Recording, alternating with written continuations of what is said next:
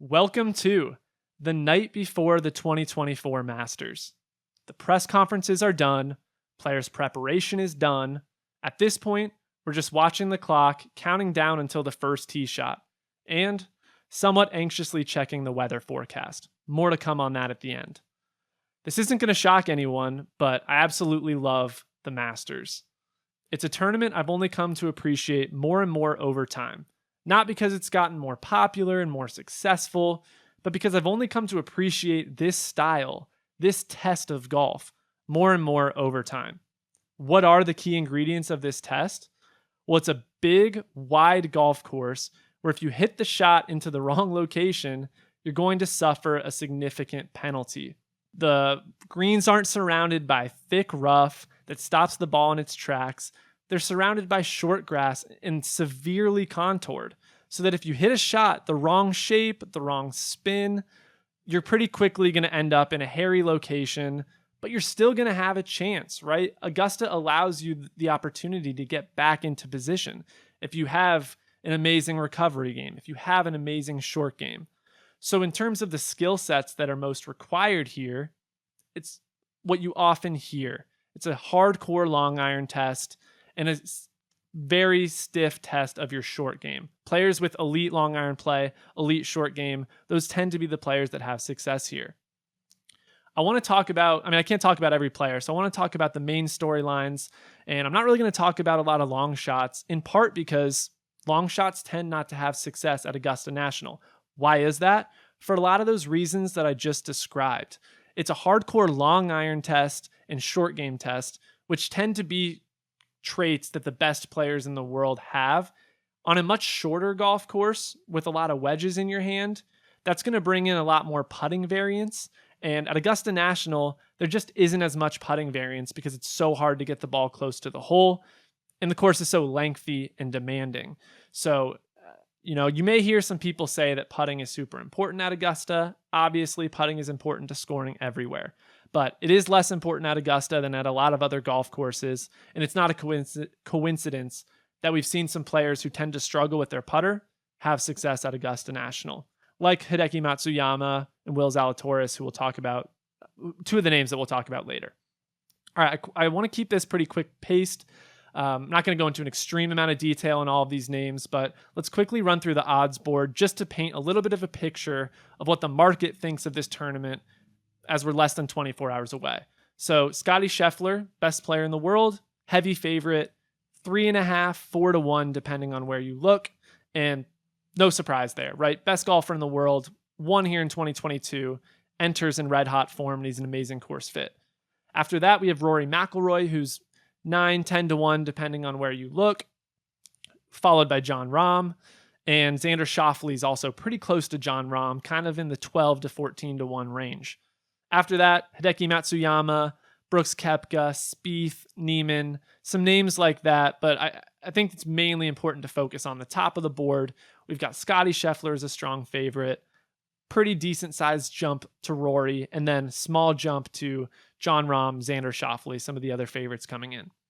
All right, yep, like I said, can't talk about every golfer, but let's quickly get into some of these players. I think the most important player to talk about, the biggest storyline of the 2024 Masters, is Rory McIlroy. He has the opportunity to complete the career Grand Slam.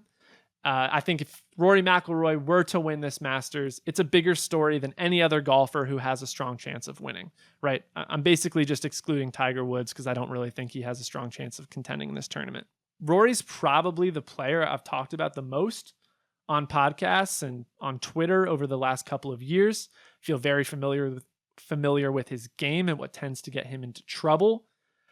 But I really like the way that Rory is entering this tournament, some of his preparation coming in, and seemingly his mindset as he gets ready to try and complete the career Grand Slam. He was the last player to register for this tournament, showed up pretty late, did a really quick press conference, and I kind of like the way that this sets up for him. I'm not somebody that does the whole Rory coming when he's 5 shots within the lead on Sunday. Frankly, I get kind of annoyed with some of that stuff. I don't just tout Rory at every major championship. And frankly, going into a lot of these past editions of the Masters, I haven't had the highest opinion of Rory's chances. I feel a little bit differently this year. First off, since 2015, there haven't been many golfers who have been better in major championships. And I think that's something that's been overlooked a little bit about Rory McIlroy. He's finished in the top 10 in major championships 20 of 34 times since the start of 2015. Kind of an arbitrary cutoff, but that's 2015 is going to be the year that I'm referencing throughout the rest of this video. That's 59% of his starts have been top 10 since 2015 in major championships, both a higher number of top 10s and a better percentage than any other player in the world. At Augusta, zooming in a little bit on this specific course, he has 6 top 10s in the 9 starts at Augusta since 2015. Again, more top 10s than any other player. Rory played badly in last year's Masters. He missed the cut. I think that's wearing on people's minds just a little too much. In his last 10 major championships, Rory's gained strokes in 34 of his last 38 rounds, going back to the 2021 US Open at Torrey Pines. I mean, that's absurd. 34 of 38 rounds, he's gained strokes on the field. I saw the state of his game in San Antonio at the Valero Texas Open, watched a lot of his golf up close. He looks sharp. I know it hasn't been the sharpest start to his 2024 season. He still won overseas, and he played a really good week in San Antonio last week, one of his best approach weeks in years. The biggest question with Rory is the strategy, right? And that's the thing that gets him into trouble. He often takes on too many risks. He tries to hit these extremely ambitious long irons where I think he's often tempted to go at flags. I think that's really what's happening. And he's talking a little bit of a different game plan coming into this Masters. He's talking about being more disciplined, more conservative. I think he appreciates that hitting shots to 18, 25 feet on a lot of these par 4s and par 3s, you're picking up shots on the field. That's what he needs to do. The thing is, talk is cheap. We'll see if he can actually implement that game plan. I'm sometimes skeptical that Rory can actually commit to that. And even if he's aimed at the center of the green, may try and pull or push the shot a little bit towards the flag. But I think if Rory can commit to that game plan, he's going to have a good chance come Sunday. Other thing to watch with him is some of the off the tee strategy. I think you may see some 3-woods from Rory on some holes where driver, especially for him, can get him into more trouble than the reward it presents by executing that shot correctly. So first hole, maybe even the second hole, the 10th hole, potentially even 13. I think you may see some 3-wood off the tee from Rory this week, and that's a strategy that I would be supportive of. All right, Xander Schauffele, picking up a lot of steam coming into this tournament. By no means a sneaky pick anymore. He's finished top 20 in his last 7 major starts. He's been in the mix at Augusta multiple times. He almost won in 2019, finished tied for runner-up, finished tied for 3rd in 2021. Xander Schauffele is just a remarkably well-rounded and consistent golfer. He's in 2024, so far this year, he has 6 top 10s and 8 starts. He's just been a really good golfer. He almost won at the Players' Championship. He almost won at Riviera. And that's been despite going through some swing changes, which should only get better the farther and farther away we get from this past offseason. One thing I want to call out with Xander that I think's flown under the radar a little bit, he's had a pretty significant uptick in his ball speed this year on the PGA Tour. In 2020, Xander Schauffele's ball speed averaged 176 miles an hour, which was ranked 36th on the PGA Tour.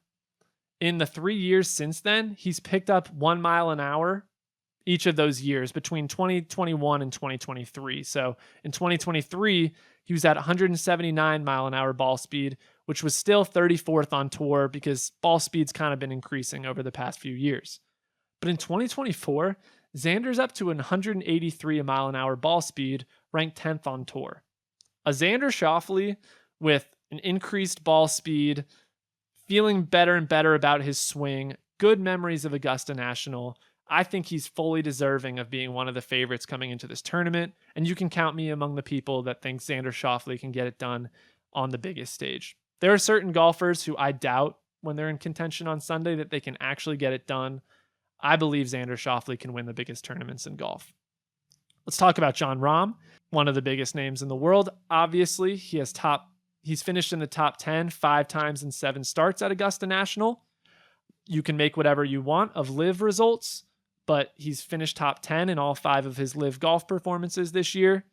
I just don't think Jon Rahm is somebody whose form you should ever worry too much about. Last year, coming into the Masters, he was the third favorite behind Scotty Sheffler and Rory. He won.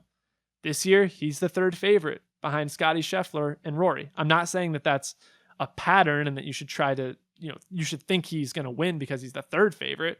I'm just saying there have been many times in the past when people have been a little bit skeptical of what Jon Rahm's going to look like, and he shows up.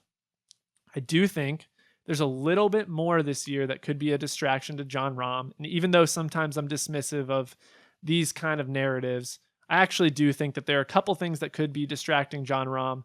One is being the defending champion and all the responsibilities that come along with that, hosting the champions dinner, just a little bit more expectations coming into the week. The other thing, though, for better or for worse, whether you agree or not with Jon Rahm's decision to go to LIV Golf, there are a lot of people on the property of Augusta National, especially in influential positions, who object to his decision to go to LIV. And I think it would be, if you put yourself in Jon Rahm's shoes, it might make you a little bit uncomfortable to know that some of your peers and some of the influential people who make a lot of the decisions in professional golf might disapprove of your decision and might be looking at you differently. I'm eager to see how he's going to handle that. I think very highly of Jon Rahm coming into this tournament, but I think that's the main thing to be wary of. All right, I want to talk about a player who I think should have more steam coming into this tournament. Haven't really heard him mentioned anywhere, and that's Dustin Johnson. Dustin Johnson and Rory McIlroy have been the best week in and week out golfers of the past 15 years. Sure, Dustin Johnson hasn't really been that golfer over the past couple years, especially since he's gone to LIV and a little bit in the run-up to his decision to join LIV. But Dustin Johnson is still an unbelievable golfer. Going back to 2015, again, that year that I'm going to consistently use as the cutoff for a lot of the stats that I'm referencing, most top 10s in majors since 2015. Rory has 20. Dustin Johnson has 16, which is 47% of his starts, of his major championship starts over that time period. The only golfer that has more than Dustin Johnson outside of Rory is Brooks Koepka, who's obviously been just an absolute menace in major championships.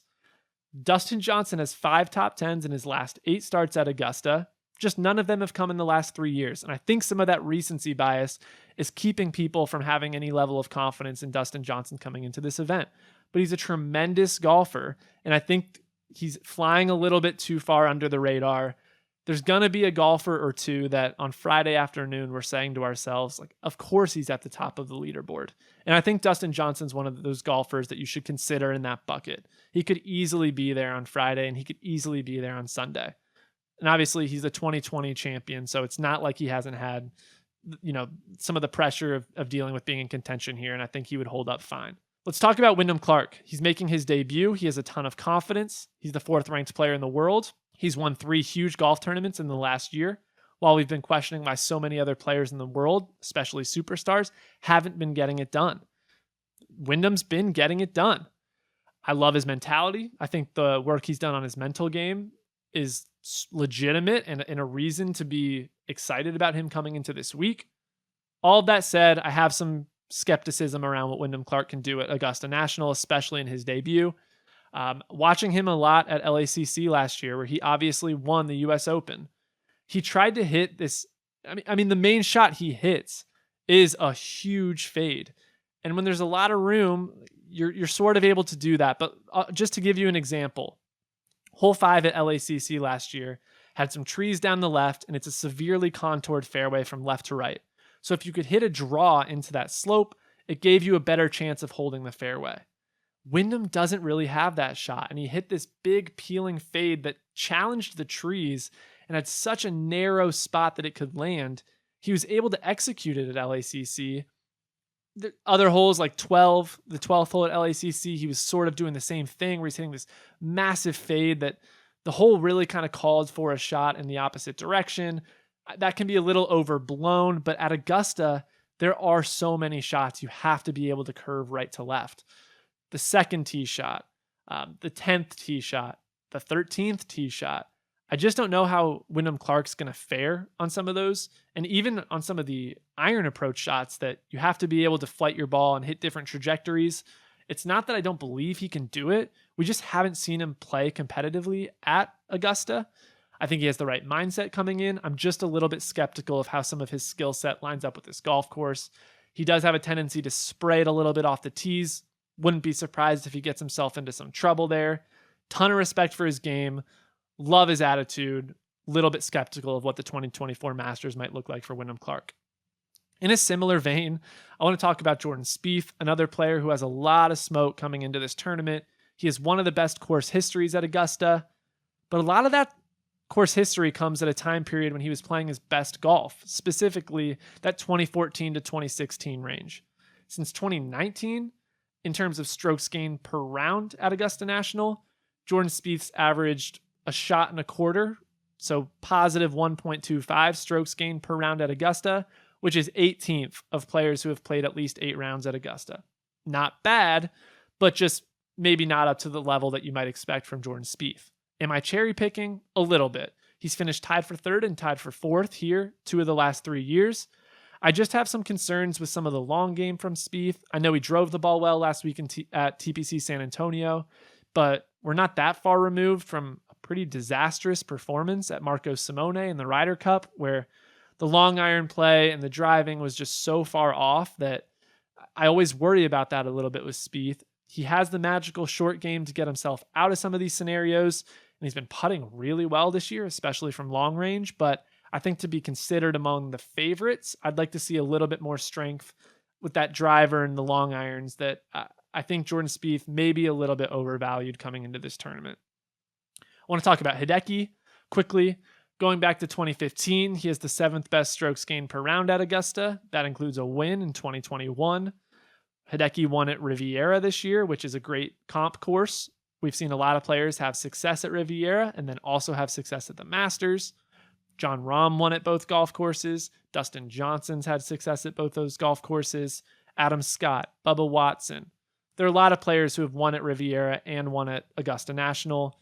Hideki's the most recent to add his name to that list with a win at Riviera this year. He's looked really good. He's entering this tournament with 4 straight top 12s, all in big tournaments. This isn't a sleeper pick. Everyone's kind of all over Hideki. He's an elite iron player, especially his long irons. He can hit it really high. He can hit a lot of different shots. He has an unbelievable short game. I don't even want to call it underrated because I think most people know how good his short game is.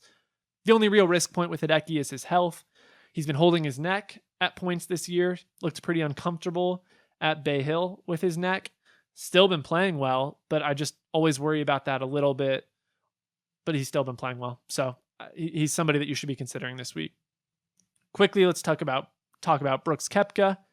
He's won 5 majors since 2017. If you want to say that he's the best player in major championships, I can't argue against you. It's just very difficult to project Brooks Koepka's success because his form is always so variable coming into big tournaments. It generally in the past hasn't mattered a ton. He looked bad at Liv Doral last week, but I still think that Brooks Koepka obviously can turn it on and conjure some of that major championship play that he's shown in the past. I'm probably a little bit lower on Brooks Koepka than a lot of people are this year, but he's proven me wrong so many times that I don't want to doubt him. He almost won here in 2019. He's been in the mix. There's not a whole lot for me to say about Brooks Koepka. He's an absolutely elite ball striker. He commits to that mentality of hitting shots into the middle of the green. He's relentless. I'm a little lower on him than maybe a lot of people are, but I obviously respect what Brooks Koepka could do this week. Will Zalatoris, probably one of the names that should be mentioned the most coming into this week. Of players who have played at least 8 rounds at Augusta since 2015, Will Zalatoris has the best strokes gained per round at almost 3. He's at 2.91 strokes gained per round in his starts at Augusta National, which if you adjusted for the strength of the field, those would go up even further. So you might see it higher on some websites that are adjusting for strength of field. That total, 2.91, is more than a half a shot better than any other player who's played at least 8 rounds since 2015 at the Masters. Will Zalatoris has finished 2nd and 6th in his 2 starts at this tournament. He's been in the mix at a bunch of other majors. He almost won the 2022 US Open at Brookline. He almost won the PGA at Southern Hills. He's got the game to compete at the highest level in the most demanding setups. I think the main concern with him is what sharpness does he have coming off of an injury that kept him sidelined for large parts of last year. but he's looked really good so far in 2024. He contended at Riviera. Again, we'll throw that out as a great comparison for thinking about success at Augusta National. And he's looked really strong in his starts so far on the PGA Tour. He's an amazing iron player. He has good short game. The question mark tends to be the putting, which he's honestly putt very well at Augusta National in his 2 appearances here. It's not a large sample size, but he might have some level of familiarity. He's a good lag putter, which is more important at Augusta than a lot of other places. Could he miss some short putts? Yes, but I'm not as worried about putting at Augusta as a lot of people may tend to be, which again, we'll reference when we get to Scotty Sheffler here in a second. Only have a couple more names I want to get through. I don't have a lot to say about Tiger Woods. I'll just say I think his health is such a big concern that I don't expect him to contend in this golf tournament. The big thing with Tiger, we've seen at all the major championships since his car accident, Thursday is going to be his best day. Every day after Thursday, his health is worse. The limp gets worse, and it starts to feel a little bit painful to watch him walk around, especially such a difficult property like Augusta National. I don't have high expectations for Tiger Woods. I don't want to doubt him. I don't want to be disrespectful. If there's one player you shouldn't count out, it's Tiger Woods. But I don't have high expectations for what Tiger Woods is going to look like in this edition of the Masters and a lot of major championships into the future, unless we see some pretty drastic improvements to his health. If you insist on me throwing out a sleeper, I'd like to mention Patrick Reed. Patrick Reed has made the cut in 16 of his last 17 major championship starts. He won at Augusta National in 2018. He has 3 top 10s since then. Patrick Reed's short game is so good that even though his ball striking isn't always there, especially with the long irons, which is a huge part of the test this week, he just gets himself out of trouble so often. He's really smart with his course management. I think Patrick Reed can basically play this course in his sleep. He finished 4th here last year. In terms of longer shots, if there's somebody that might get into the mix, wouldn't be surprised to see him. And frankly, I think a lot of the live golf names are probably flying a little bit more under the radar than they should be this week. Last name, have to talk about Scotty Sheffler. I just put out a profile for him, a profile about Scotty Sheffler for Friday Golf, which you can go read if you're interested in that. Get into his strategy a lot and his course management, which is unrivaled. Scotty Sheffler is the best ball striker in the world, but he still plays that optimal strategy, hitting shots into the center of greens, not trying to hit these funky shot shapes where they're not needed. He's comfortable, he's humble, just hitting these stock shots that he can execute as well as anybody else. He won here in 2022 with a 4-putt on the 72nd green. He's entering this tournament in red hot form, 2 wins and a runner-up in his last 3 starts. He is absolutely the best golfer in the world. I think an underrated, not just part of Scotty Sheffler, but concept in golf is what happens when you're both unbelievable with a long iron and have good short game on a demanding golf course. Augusta National is going to constantly ask that question over and over.